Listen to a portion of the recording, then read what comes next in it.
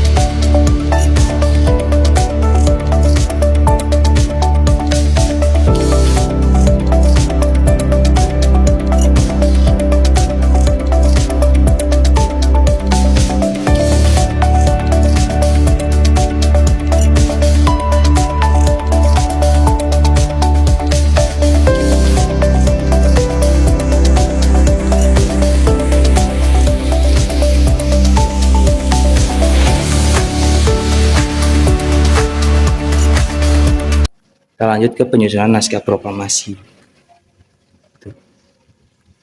Pada malam 17 Agustus 1945 di Rumah Laksamana Meda, wakil dari golongan pemuda Cair Losari dan Sukarni bertemu para anggota PPKI. Ya, pasti tahu lah guys kalian kalau misalnya kalian belajar PKN, sejarah, pasti tahu lah.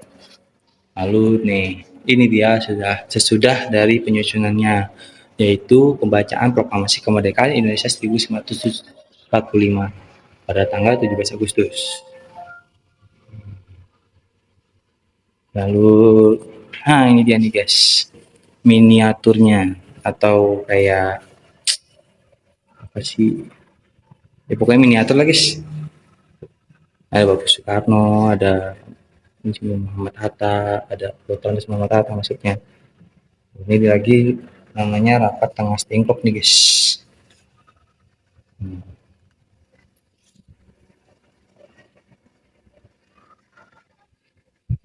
Nah ini pas perumusan teks proklamasi yang diadakan di rumah Maeda.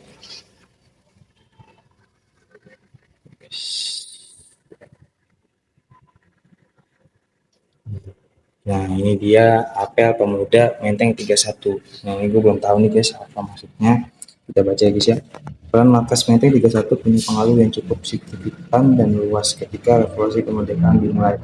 Dan dalam perkembangannya tidak hanya menjadi markas bergerak pemuda, tapi juga markas buruh petani, seniman, dan masa lainnya. Kegiatan pemuda dari Menteng 31 pasca proklamasi ingin segera merebut kekuasaan dari Jepang sebagai perwujudan dari istilah pemindahan kekuasaan dan lain-lain. Oh, ini berarti jadi setelah perumusan teks proklamasi kita ke sini nih guys, apel pemuda Menteng. Jadi kayak di sini tuh ingin mewujudkan dari istilah pemindahan kekuasaan dan lain-lain yang ada di teks proklamasi. Nah, di sini Bung Karno berpidato saat diem di lapangan Ikada dalam rangka memperingati 1 bulan kemerdekaan Republik Indonesia. Jadi setelah teks proklamasi dibacakan, 1 bulan kemudian Bung Karno itu melakukan pidato. Lanjut di sini itu ada API Angkatan Pemuda Indonesia yang dibentuk oleh para pemuda Menteng 31 yang diketuai oleh Wikana dengan wakilnya Chairul Saleh atau Khairul Saleh. Yes. Lanjut. Nah, di sini itu para wanita pun turut berperan serta berjuang mempertahankan kemerdekaan. Mereka tergabung dalam Laskar Wanita Indonesia atau LASWI yang berperan menolong korban perang. Lanjut kita ke dalam. Oke guys, mungkin itu aja sejarah Jepang atau yang berkaitan Jepang di Museum Joang ini. Nah, mungkin kita lanjut ke pas ke Museum Kebangkitan Nasional. Oke. A few moments later. Oke guys, sekarang kita lanjut ke museum yang kedua yaitu Museum Kebangkitan Nasional. Nah, karena tadi kita sudah di Museum Joang, sekarang kita lanjut ke museum yaitu Museum Kebangkitan Nasional. Pertama-tama tuh di sini ya rata-rata kayaknya Belanda deh. Kayaknya salah deh guys, bukan Jepang. Jadi udah nggak apa-apa kita keliling-keliling aja dulu. Guys, di sini ada ruang kelas Topia Classroom. Jadi ini waktu pas lagi masa apa ya? Masa Jawa diganti menjadi Stovia atau Sekolah Pendidikan Dr. Bumi Putra. Ini emang rata-rata sini sih Belanda guys. Jadi mungkin nanti bakal banyak yang ada di proklamasi. Nah ini dia kondisi di dalam Museum Kebangkitan Nasional. Yang nggak ada apa-apa sih guys sebenarnya. Rata-rata yang pada di depan. Jadi cuman kayak gini doang. Kayaknya zaman dulu dah. Kayak rumah sakit cok.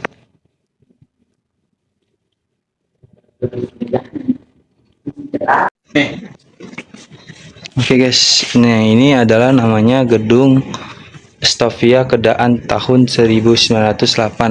Nih, jadi mas kayak pada masa penjajahan Jepang sih ini guys. Cuman tapi ya emang dulu buat Tuan Belanda kayaknya. Nah, mungkin diganti jadi Kebangkitan Nasional Museum. Oke, mungkin itu aja di Museum Kebangkitan Nasional. Kita langsung lanjut ke Museum Proklamasi. Oke, see you guys. A few moments later. Oke guys, ini kita sekarang sudah berada di Museum Naskah Proklamasi. Nah ini di belakang saya ini adalah Sumatera, Sumatera. Ada pesawatnya guys. Oke, kita langsung keliling-keliling aja. Kita cari apa sih yang ada hal-hal tentang kaitannya dengan Jepang di Museum Naskah Proklamasi ini. Let's go. Oke guys, sekarang kita ada berada di dalam Museum Proklamasi. Nah, ini adalah naskah proklamasi, dan ini adalah tempat duduk waktu itu untuk perumusan naskah proklamasi. Nah, ini adalah perumusan naskah proklamasinya. Nih, ini adalah ruang pendatangan naskah proklamasi. Dan ini adalah toko-toko perumusan naskah proklamasi nih guys. Kita geser, bisa kita geser guys. Jadi kita bisa tahu di sini ada siapa aja. Nah, kayak ada Bapak Insinyur Soekarno, ada Muhammad Hatta dan lain sebagainya. Oke, kita lanjut ke ruangan selanjutnya. Oke, sekarang kita berada di lantai 2 Museum Naskah Proklamasi guys. Kita naik tangga sini.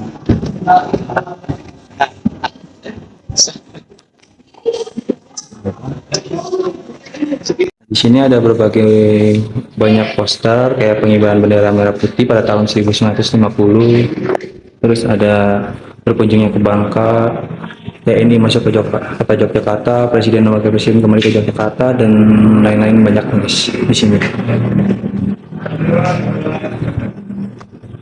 Dan ini ada apa ini?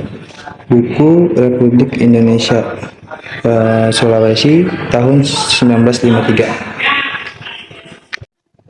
Nah, ini adalah ruangan waktu pas pengeboman Amerika kepada kota Hiroshima dan Nagasaki itu. Nih, ini ilustrasi bomnya. Nah, pengeboman tersebut melumpuhkan Jepang karena pada tanggal 14 Agustus 1945 Jepang menyerah tanpa syarat kepada sekutu. Nah, ini guys, foto-fotonya waktu pas pengeboman. Nah, kita sekarang di ruangan Maluku, Papua dan Sunda Kecil.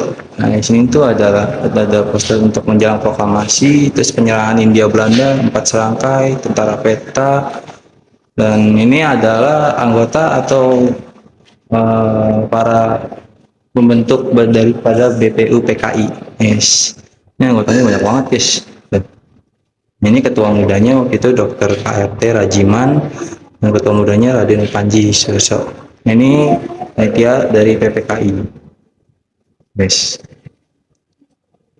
Panitia Persiapan Kemerdekaan Indonesia atau kita singkat PPKI. Ini anggota-anggotanya.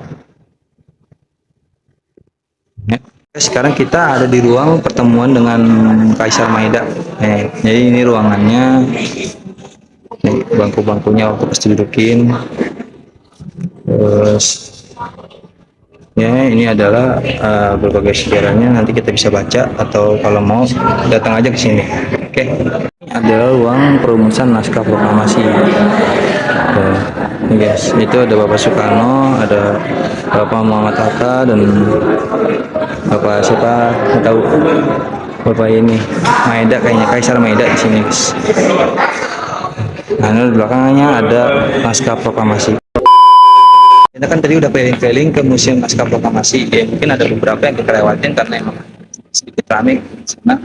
Jadi mungkin itu aja vlog dari saya atau dari gua ya, kurang lebihnya maaf. Assalamualaikum warahmatullahi wabarakatuh. See you guys.